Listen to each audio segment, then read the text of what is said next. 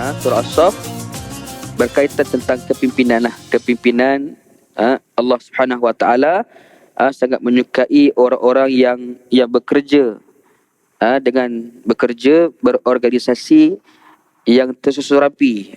Allah sangat mencintai orang yang berbincang, orang yang ada strategi yang rapi dalam membentuk suatu pasukan organisasi yang baik dan sekalian. Jadi tuan-tuan boleh bacalah surah As-Saff ni. Cuma saya nak ambil beberapa ayat dalam surah As-Saff ini, ayat yang ke-10, ayat ke-11, 12 insya-Allah dan juga 13. Assalamualaikum warahmatullahi wabarakatuh.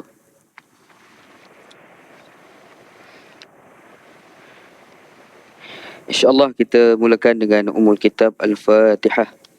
A'udzubillahi minasyaitonirrajim. Bismillahirrahmanirrahim. Alhamdulillahi rabbil alamin, arrahmanir rahim. Iyyaka na'budu wa iyyaka nasta'in. Ihdinas siratal mustaqim. Siratal ladzina an'amta 'alaihim ghairil maghdubi 'alaihim waladdallin.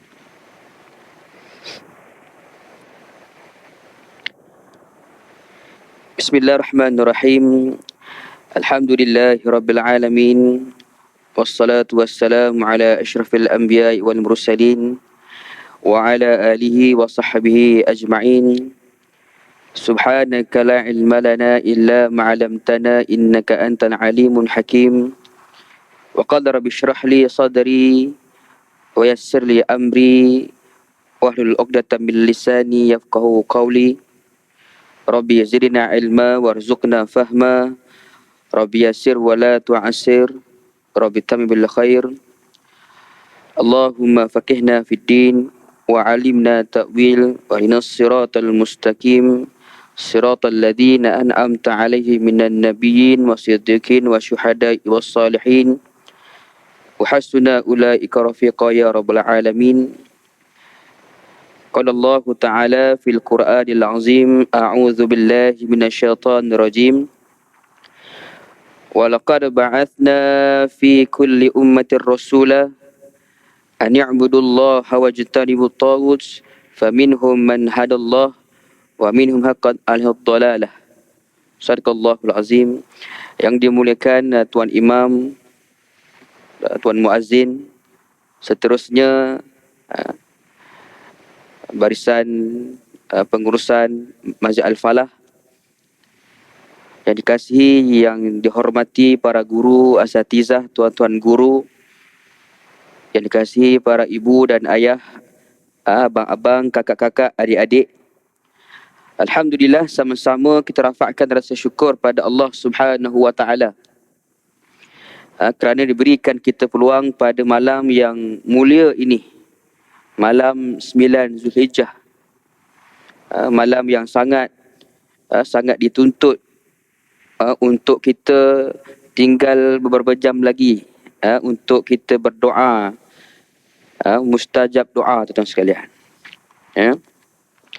Allah Ta'ala berikan kita peluang pada malam ini untuk sama-sama kita melaksanakan perintah Allah Subhanahu Wa Taala. Diberikan kita usia yang panjang untuk sama-sama kita melakukan perkara amal ibadah, amal ma'ruf nahi mungkar. Jadi tuan-tuan sekalian,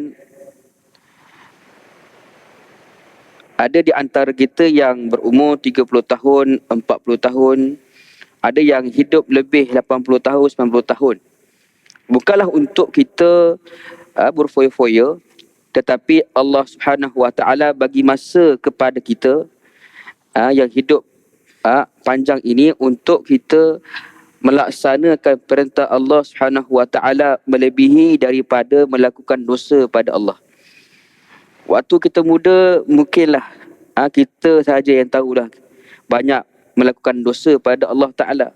Allah bagi peluang pada kita usia panjang untuk kita tutup semua dosa-dosa yang dahulu, dan esok merupakan 9 Zulhijjah. Siapa yang berpuasa di bulan Zulhijjah ini, Allah Ta'ala akan mengampunkan dosanya pada tahun ini dan juga tahun lepas. Dan juga mudah-mudahan Allah Ta'ala mengampunkan dosa kita yang sebelum-sebelum ni, yang banyak melakukan dosa pada Allah Ta'ala, dan Allah bagi masa yang banyak ini, usia yang panjang ini. Mudah-mudahan kita manfaatkan usia tersebut untuk mencari redha Allah Subhanahu wa Ta'ala. Dan itulah matlamat yang utama, yang paling utama, iaitu redha Allah, mardatillah, dan juga syurga Allah Subhanahu wa Ta'ala. Jadi tuan-tuan sekalian, ayat yang saya bacakan tadi, mukadimah ayat tadi, walaqad ba'athna fi kulli ummati rasula. Sesungguhnya Allah Subhanahu wa Ta'ala mengirim kita rasul supaya mengingatkan umat masing-masing bahawasanya ani'budullah. Bermaksudnya ialah ingatkan manusia, umat masing-masing, bahawa tugas manusia ialah hamba, mengabdikan diri pada Allah Subhanahu wa Ta'ala. Dia kaya, dia miskin, sederhana, dia tak boleh lari daripada kewajipan dia sebagai hamba Allah Subhanahu wa Ta'ala. Jadi inilah kerja hakiki manusia, iaitu mengabdikan diri pada Allah Subhanahu wa Ta'ala, melakukan amal kebaikan, amal soleh, untuk mengharapkan keampunan daripada Allah Ta'ala. Kata Allah Ta'ala, wasari'u ila maghfiratin min rabbikum wa jannatin arduhas samawati wal ard u'iddat lil muttaqin. Barang siapa, marilah kita sama-sama melaksanakan amal kebaikan, amal kebajikan, untuk mengharapkan keampunan daripada Allah Subhanahu wa Ta'ala. Bukan hanya kita tahu dapat pahala, tapi sebenarnya kita buat kebaikan, buat amal soleh ni juga, Allah Ta'ala akan ampunkan segala dosa-dosa kita. Jadi nak katanya, pahala dapat, pengampunan dosa juga kita dapat, bila mana kita melakukan amal kebaikan, amal soleh untuk Allah Subhanahu wa Ta'ala, kerana Allah Ta'ala. Jadi tugas manusia sebagai hamba Allah Ta'ala. Dan kita juga ada contoh batang tubuh seorang lelaki yang agung, iaitu baginda Rasulullah sallallahu alaihi wasallam, yang menjadi model kita, yang menjadi ikutan kita.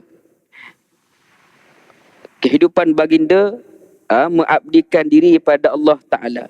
Bukan itu saja, baginda Rasulullah seorang pemimpin kepada keluarga, pemimpin kepada masyarakat dan juga negara.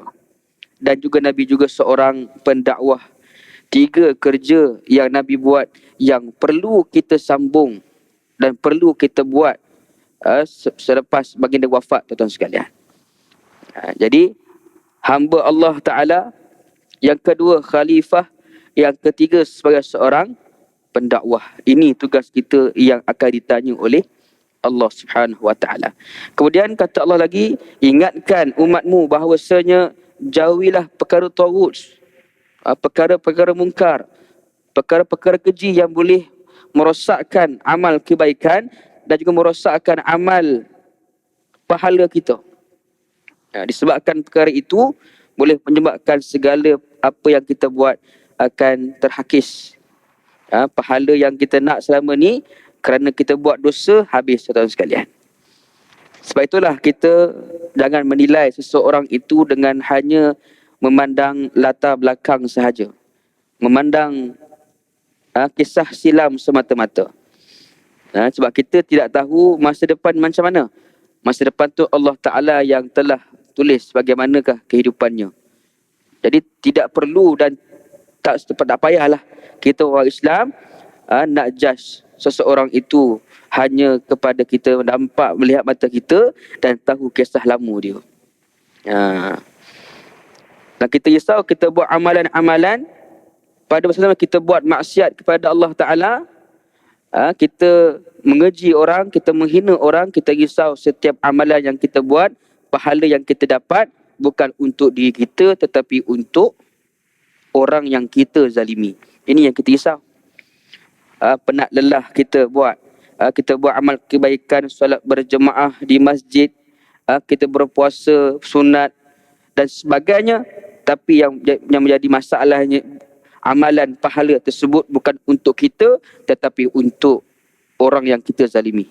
Ini yang disebut sebagai seorang muflis akhirat.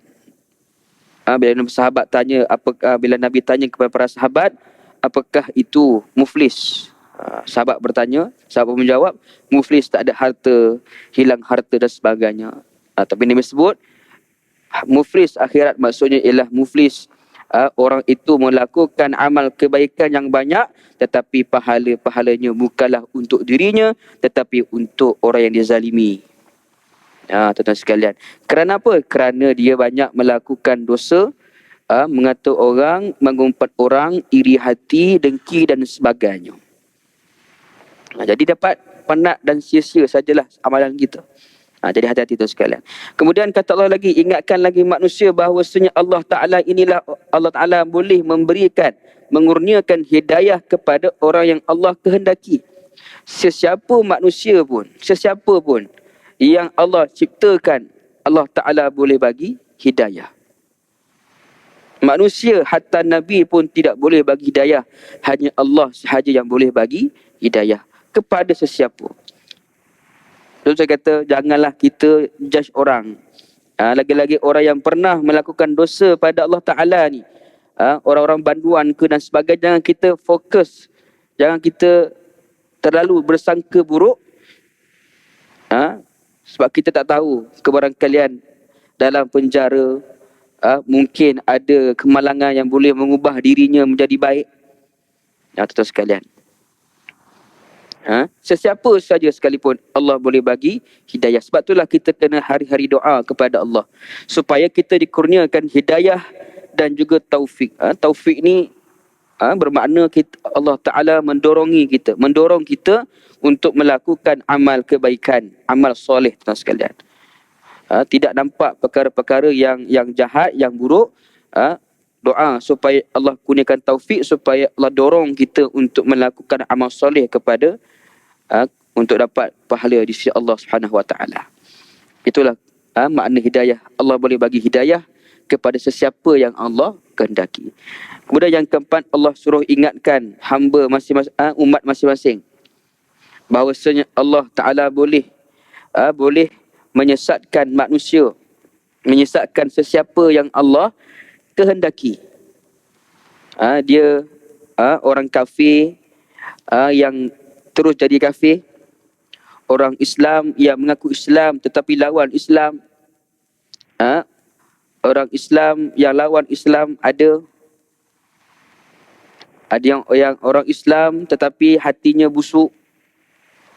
Tak perlu kita nak pergi keluar, nak ambil contoh luar negara. Dalam negara kita pun ada orang-orang yang lawan pada Allah, lawan dan juga cabar Allah Subhanahu Wa Taala dengan bermacam-macam kata-kata. Tudung tak sesuai lah. Bila mana ada sebuah tempat ini, dia membuat hukuman lah bagi siapa yang tertutup aurat ni. Kemudian adalah kumpulan-kumpulan yang kononnya menjaga hak asasi manusia, mengikut kebebasan masing-masing lah. Bukan kita di zaman milenium, kita di zaman masa depan ni, janganlah kita hanya fokus pada agama sahaja. Ni tuan-tuan sekalian, orang yang kurang ilmu, dia akan rasa, betul juga kata dia. Ni yang kita risau. Jadi perlulah kita mencari ilmu supaya menambahkan lagi pengetahuan kita dan kita dapat amalkan apa yang kita pelajari, tuan sekalian. Jadi 4 perkara penting yang perlu kita kena ingat, bahawasanya kita ni hamba Allah Subhanahu Wa Taala. Pengabdian kita pada Allah Ta'ala, dia tak kisahlah dia orang-orang yang berada, orang-orang sederhana, orang-orang miskin. Bila dia Islam, dia hamba Allah Subhanahu Wa Taala. Tak ke mana, harta, pangkat dan sebagainya bukanlah kekal, bukanlah milik kita, milik Allah Subhanahu Wa Taala. Jadi tak perlu kita nak kejar sangat-sangat harta benda ni, kerana tak boleh bawa ke dalam syurga, tak boleh bawa ke dalam kubur, tuan sekalian. Jadi kalau ada harta, infakkan kepada orang Islam fi sabilillah, tuan sekalian. Jadi insya-Allah itu yang kedua. Yang ketiga ialah sama-sama kita ingat bahawa Allah Ta'ala mengurniakan hidayah kepada sesiapa yang Allah kehendaki. Dan yang keempat, Allah Ta'ala boleh menyesatkan manusia mengikut kehendak Allah Ta'ala. Yang keempat inilah yang kita risau. Elok-elok kita di kaki masjid, elok-elok kita buat amal ibadat, elok-elok kita ada ilmu, kita risau pengakhiran hidup kita, kita tak dapat masuk syurga Allah Ta'ala. Kita tak boleh mengucap dua kalimah syahadah. Kenapa? Kerana dosa yang kita buat, tuan-tuan sekalian. Patutlah kena doa hari-hari, setiap waktu solat kena doa supaya Allah kurniakan hidayah, kurniakan taufik, sebab mati dalam keadaan husnul khatimah, mati dalam keadaan baik, keadaan beriman kepada Allah Subhanahu Wa Taala. Ini yang kita minta supaya Allah kurniakan pada kita, tuan sekalian. Jadi itu yang pertama, yang mukadimah, tuan sekalian. Kita masuk satu tajuk yang berkaitan tentang surah As-Saff. Surah As-Saff ini, surah As-Saff berkaitan tentang kepimpinan lah. Kepimpinan, Allah Subhanahu Wa Taala sangat menyukai orang-orang yang bekerja, dengan bekerja berorganisasi yang tersusun rapi.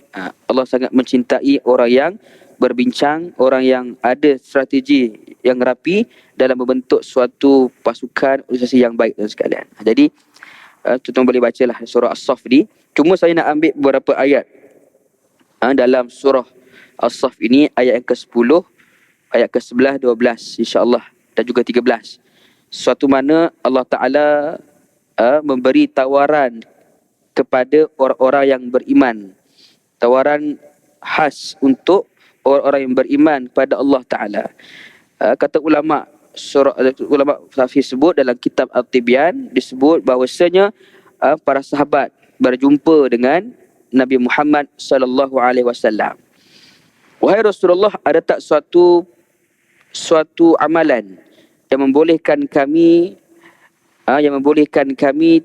mengamalkannya dan juga kami dapat menyebarkan kepada orang-orang Islam? Kemudian bila mana Nabi dengar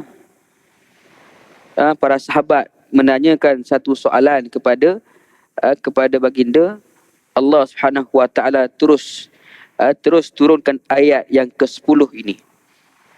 A'udzubillahi minasyaitonirrajim.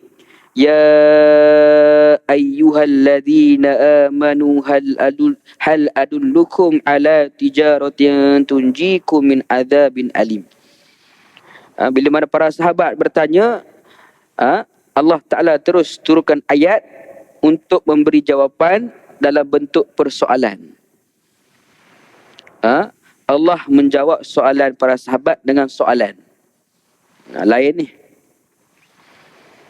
Allah kata, wahai orang-orang yang beriman, mahukah aku tunjukkan suatu perniagaan yang membolehkan kamu, yang boleh menyelamatkan kamu daripada azab seksa yang tidak terperi sakitnya. Perniagaan, kalau bahasa kita lah, orang Melayu, suatu projek mega, projek mega, suatu tender yang berbilion-bilion, ni projek mega lah, dan senang cerita lah. Suatu projek mega yang boleh menyelamatkan kamu daripada azab sakit, seksa yang tidak terperi sakitnya. Bila kata Sayyidina Ibn Abbas radhiyallahu anhu sebut, bila mana para sahabat mendengar, wahai orang-orang yang beriman, wahai orang-orang yang beriman, Allah panggil hambanya dengan orang-orang yang beriman. Walaupun para sahabat yang bertanya kepada baginda Rasulullah, tapi nak katanya ayat ini relevan sampai hari kiamat. Katanya ayat ini juga untuk umat akhir zaman, yang mana Allah Ta'ala tidak nak kata pilih kasih. Walaupun para sahabat ni golongan awal yang terbaik, tapi nak katanya ayat ini untuk hinggalah hari kiamat. Bila mana para sahabat dengar ayat wahai orang-orang yang beriman, para sahabat akan bersiap siaga, menunggu apakah jawapan, apakah arahan daripada Allah Subhanahu Wa Taala. Adakah disuruh untuk berperang? Adakah disuruh untuk melakukan ibadat khusus dan sebagainya? Apa jua yang datang daripada Allah Ta'ala juga Nabi, para sahabat tidak akan mempertikaikan, tidak akan mempersoalkan. Terus mereka sami'na wa ata'na. Sami'na wa ata'na ni biasa kita dengar lah. Sami'na kita dengar dan juga kita patuh. Jadi kita bila dengar arahan Allah Ta'ala, adakah kita sami'na wa ata'na? Ataupun sami'na wa asayna. Beza. Sami'na wa ata'na, sami'na wa asayna. Sami'na wa ata'na, dengar dan juga patuh, taat. Tapi bila mana sami'na wa asayna, dalam Quran sebut bila mana umat Nabi Musa alaihi salam ada sebut berkaitan tentang sami'na wa asayna. Bila mana mereka dengar, sami'na, mereka dengar, wa asayna, tapi belum tentu mereka nak buat sesuatu amalan tu. Boleh kita contohkan beberapa cerita bila mana Nabi Musa alaihi salam dengan umatnya, dengan bala tenteranya, orang Yahudi Bani Israel, untuk menyerang Palestin ketika itu. Okey. Jadi bila mana disuruh oleh Nabi Musa alaihi salam, apa yang disebut oleh kaumnya? Wahai Musa, engkau pergilah ke sana bersama dengan Tuhan kamu dan berperanglah di sana, kami hanya tunggu di sini sahaja. Ni. Mereka dah dapat dah ayat-ayat turun daripada Allah Ta'ala, direct dan sebagainya. Mereka juga memang dapat daripada Nabi Musa AS. Tapi mereka dengar je lah. Tapi belum tentu mereka nak buat. Tapi kita di pihak yang mana? Sami'na wa asayna, ataupun sami'na wa ata'na. Jadi tanya diri kita lah, untuk kita sama-sama muhasabah diri kita. Adakah kita ni bila Allah Ta'ala, Nabi Muhammad SAW ni berikan satu arahan untuk kita buat, adakah kita mempertikaikan, mempersoalkan kenapa dan juga kenapa. Bila mana Allah Ta'ala menyuruh kita untuk menutup aurat, ada bermacam-macam, 1,000, 2,000 soalan kenapa perlu tutup aurat. Okey. Sedangkan dah termaktub dalam Quran kan, tentang tutup aurat juga sekalian. Jadi itu yang pertama. Wahai orang yang beriman, wahai beriman, mahu kau tunjukkan suatu perniagaan yang membolehkan kamu daripada api neraka, azab yang pedih. Jadi nak katanya para sahabat dengar, mereka bersemangat. Lagi-lagi bila mana ya ayyuhalladzina amanu taqullah, ittaqullah. Para sahabat bila dengar ayat ittaqullah, para sahabat sama ada muhasabah ataupun sama ada mereka bersemangat. Bila time perang, inilah kalimah-kalimah yang menjadi pembakar semangat mereka. Wahai orang yang beriman, bertakwalah kamu kepada Allah Ta'ala. Ni bila mana para sahabat luntur semangatnya ketika perang, inilah kalimah-kalimah yang digunakan oleh panglima perang. Bila mana hati mereka dah tidak semangat, ayat ini di antara contoh untuk menaikkan semangat dan sekalian. Tapi beza dengan kita sekarang ni. Bila khatib kata, wahai orang-orang yang beriman, ittaqullah ya ayyuhalladzina amanu taqullaha haqqa tuqatih. Bila ittaqullah tu tiba-tiba dah mengantuk, dah tidur kan. Wahai orang yang beriman tu dia belum lagi. Start ittaqullah tu dia dah mata tutup dah. Beza tuan sekalian. Tarbiyah para sahabat dengan kita. Jadi ini muhasabah untuk kita. Kadang-kadang kita pun bukan orang yang banyak pahala juga kan. Tapi nak katanya kita juga perlu muhasabah, berubah ke arah kebaikan. Bila khatib, bila baca Quran, kita bersemangat, kita bersedih. Bila baca Quran, bila ayat tu kena dekat kita, memang kita sedih lah. Bila ayat tu memberikan kata semangat untuk kita, kita bersemangat. Itu sekalian para sahabat ni sangat memahami Al-Quran. Jadi bila bab sedih, memang mereka sedih. Boleh jadi ayat itu kena pada mereka. Jadi itu yang antara kita lihat bagaimana ayat yang ke-10 tadi, wahai orang yang beriman, Allah Ta'ala kata Mahu aku tunjukkan suatu perniagaan yang membolehkan kamu bebas daripada azab yang pedih. Yang kedua, yang ke-11, ayat ke-11. Tu'minuna billahi wa rasulihi wa tujahiduna fi sabilillahi bi amwalikum wa anfusikum. Dzalikum khairul lakum in kuntum ta'lamun. Kata Allah Ta'ala, beriman kepada Allah dan juga Rasulnya. Yang ketiga, wa tujahiduna fi sabilillahi bi amwalikum. Yang keempat, wa anfusikum dzalikum khairul lakum in kuntum ta'lamun. Beriman kepada Allah dan juga Rasul, berjihad jalan Allah Taala dengan harta dan juga nyawa kamu, dan juga yang demikian itulah yang kamu mengetahui hakikat yang sebenar.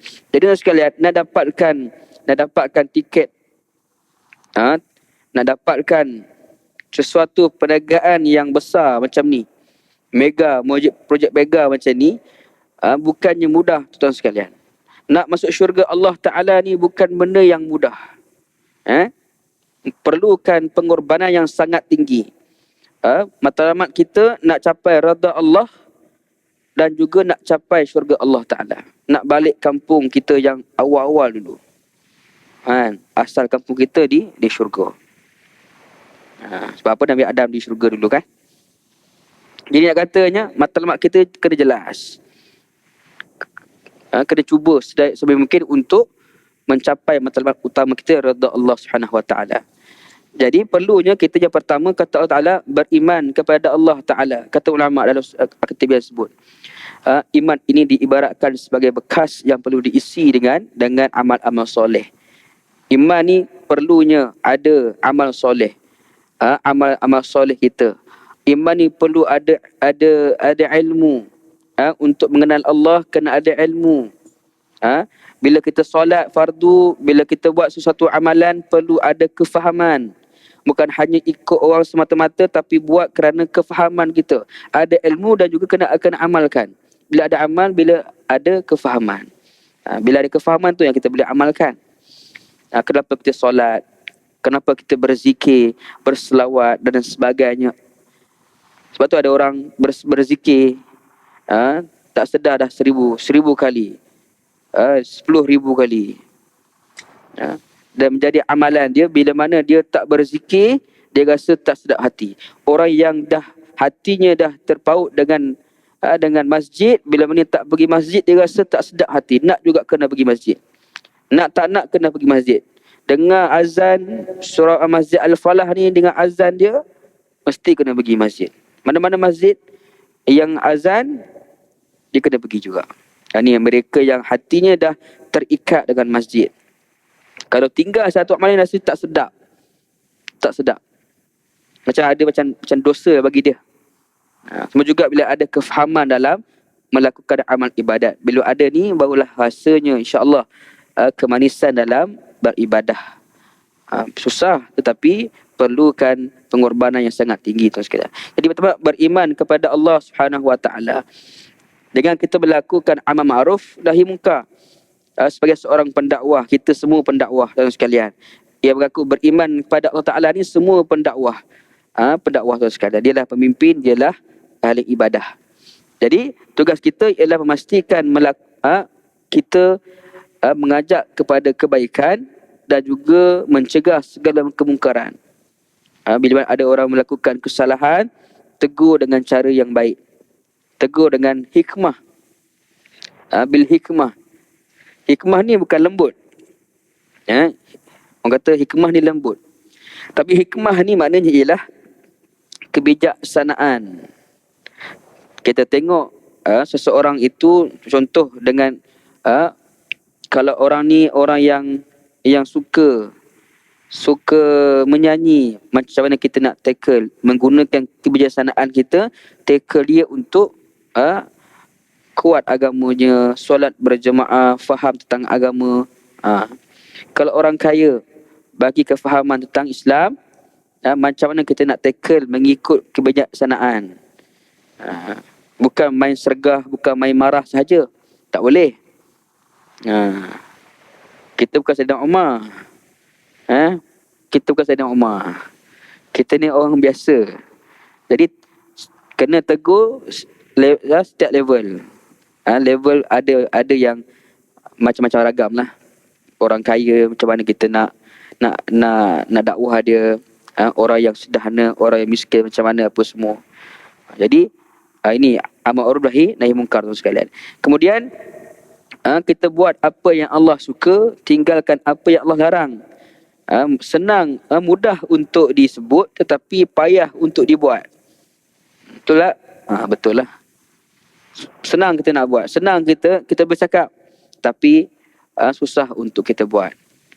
Tapi perlunya bermujahadah, kita berusaha sehabis mungkin, bukan sekadar sebaik mungkin, tetapi sehabis mungkin melakukan amal ibadat kerana Allah Ta'ala. Allah Ta'ala akan tengok usaha kita. Akan tengok usaha kita, tuan-tuan sekalian. Jadi itu kita lihat bagaimana kita nakkan syurga Allah Ta'ala, kena berusaha sehabis mungkin. Selagi mana jasad kita kuat lagi, selagi mana kita hidup di atas muka bumi ini, buatlah sehabis mungkin, tuan-tuan sekalian. Saya teringat satu kisah Tuan Guru Harundin, tuan-tuan sekalian. Anaknya Dr. Huda kan, dia cerita. Bila mana doktor suruh Tuan Guru Harundin ni untuk berehat kerana jadual Tuan Guru Harundin ni sangat padat. Sekejap di Singapura, lepas 2 jam pergi ke Johor pula, pergi ke Kedah pula, Sabah pula, nak katanya padat setiap hari. Kemudian apa yang disebut? Doktor suruh kurangkan berehat di rumah apa semua. Apa yang disebut oleh Tuan Guru? Disebut kita ni ialah, kita contoh diibaratkan kita ni nak sampai syurga dah, tetapi kita duk berehat, dah nak dekat tapi kita duduk tunggu, duk berehat, tinggalkan kerja ni, sedangkan kita tengah buat kerja Islam. Nak capai syurga dan, tetapi kerana mulut orang, kerana kita kerana kesakitan kita, asbab untuk tinggalkan kerja Islam tadi tu sekalian.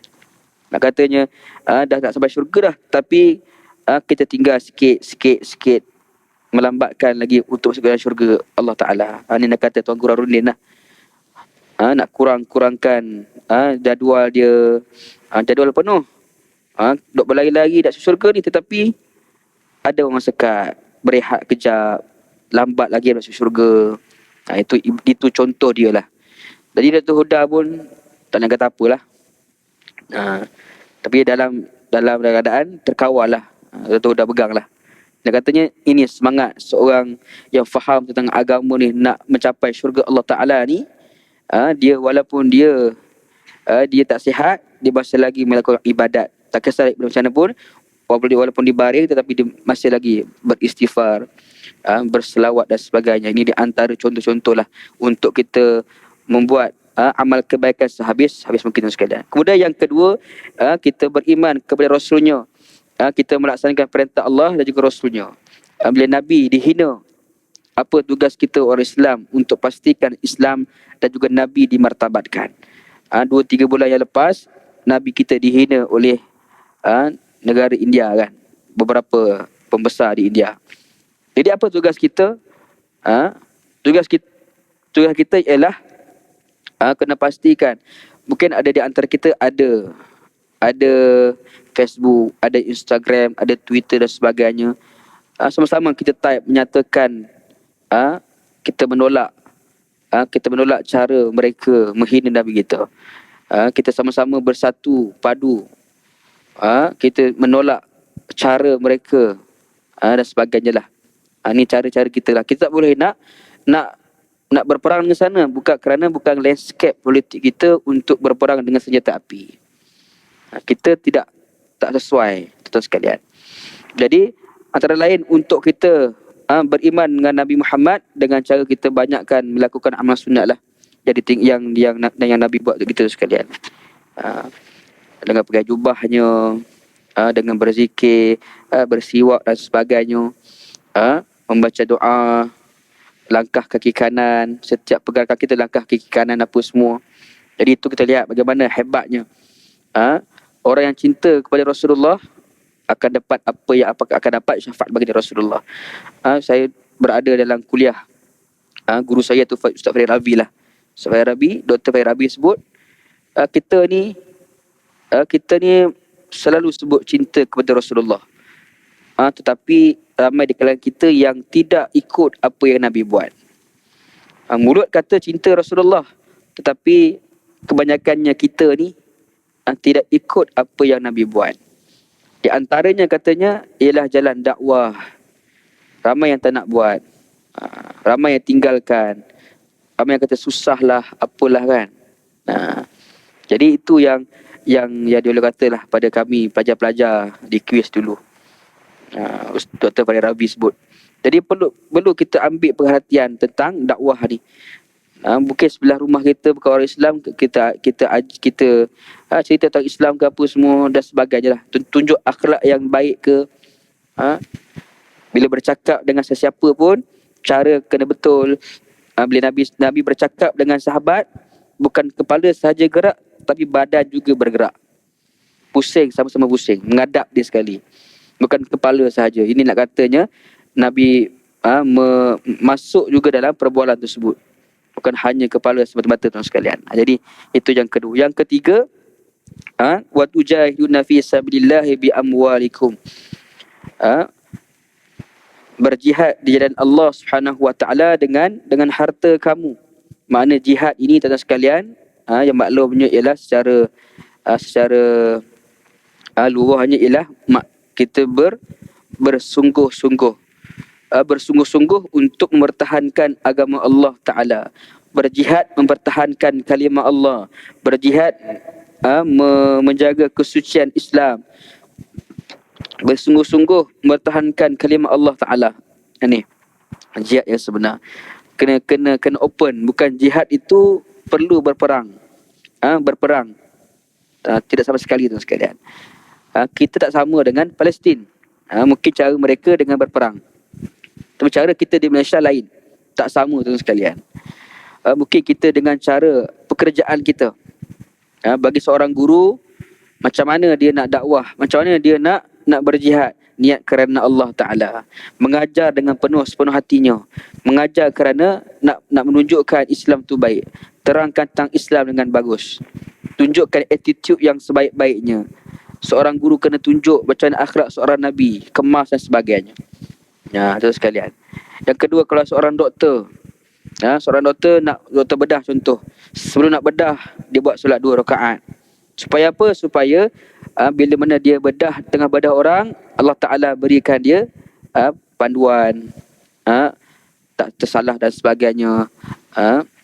Yang sebagainya lah. Kemudian sebelum nak bedah, baca bismillah dulu. Mungkin nampak simple, tetapi itu mungkin menjadi satu faktor cara dakwah kita.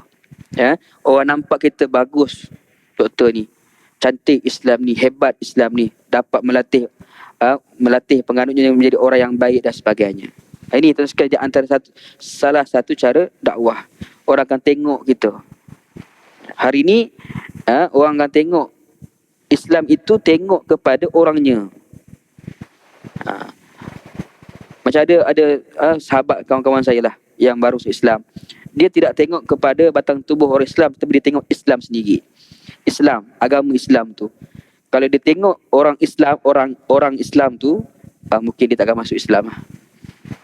Sebab dia belajar Islam, sebab tu dia masuk Islam. Bukan kerana batang tubuh orang Islam sendiri, tapi kerana Islam tu dia masuk Islam. Dan boleh jadi dia lagi Islam daripada orang Islam yang keturunan Islam itu sekalian. Okay, faham kot? Banyak contoh-contoh lah yang mu'alaf yang hebat-hebat sekarang ni, yang belajar ilmu agama lebih hebat daripada orang yang dah lama Islam, daripada dia lahir dari Islam. Jadi itu kita lihat bagaimana perbezaan kita tuan sekalian.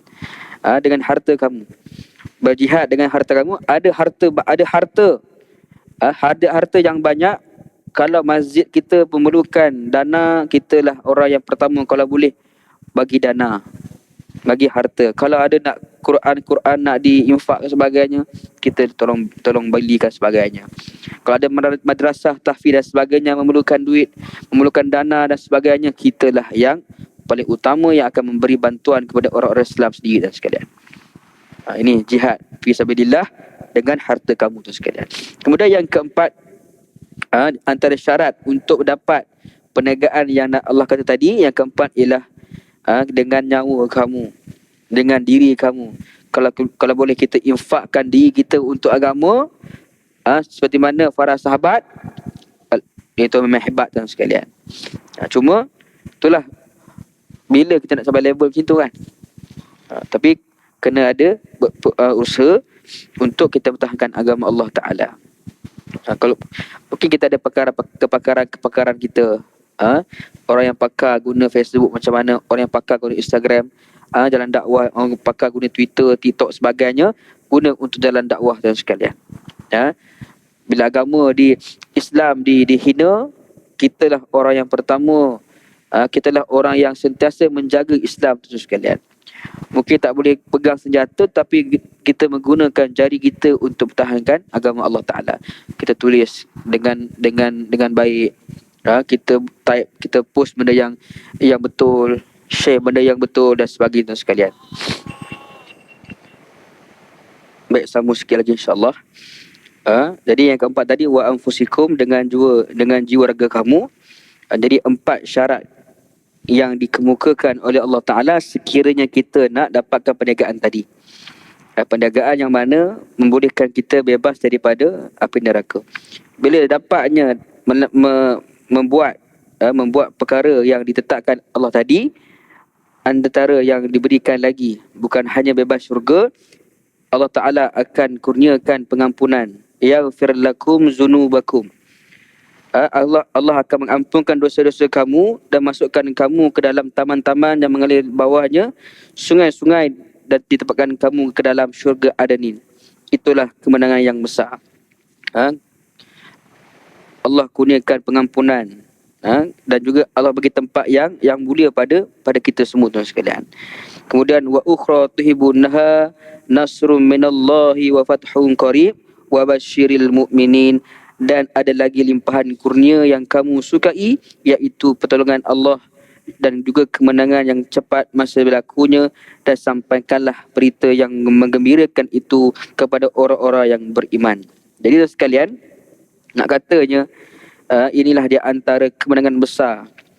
Bila mana kita masuk ke dalam syurga Allah Ta'ala, lagi-lagi syurga yang bersama dengan Nabi SAW, itulah di antara kemenangan kita yang besar. Dan juga Allah pesan, bila tahu cerita ini, maka sebarkanlah kepada orang-orang yang beriman sekalian. Jadi di antara orang yang berjihad tadi, orang mati syahid. Mati syahid ini bukannya mudah.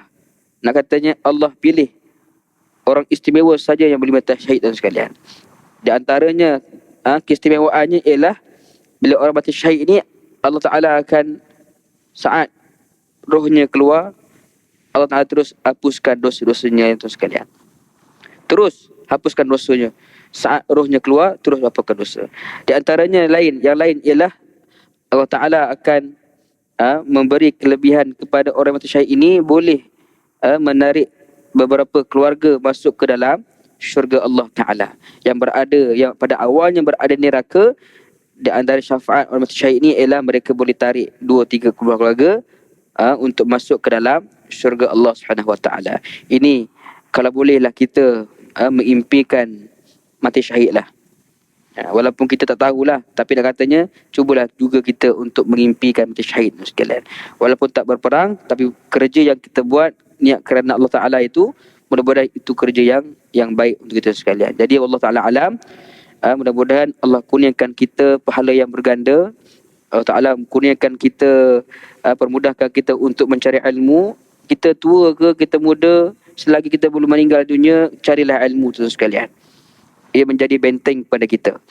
Kemudian kita di malam yang mulia ini, malam 9 Zulhijjah, perbanyakkanlah berdoa kepada Allah Ta'ala, dan juga perbanyakkan melakukan solat dan sekalian.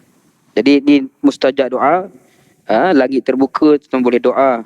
InsyaAllah mudah-mudahan Allah akan makbulkan doa kita insyaAllah. Allah SWT, kita tanggung Farah dan Suratul As. Subhanakallahumma wa bihamdika asyhadu an la ilaha anta astaghfiruka wa atubu ilaik. Bismillahirrahmanirrahim. Wal 'asr innal insana lafi khusr illa allazina amanu wa 'amilus solihati wa tawassaw bil haqq wa tawassaw bis sabr. Assalamualaikum warahmatullahi wabarakatuh.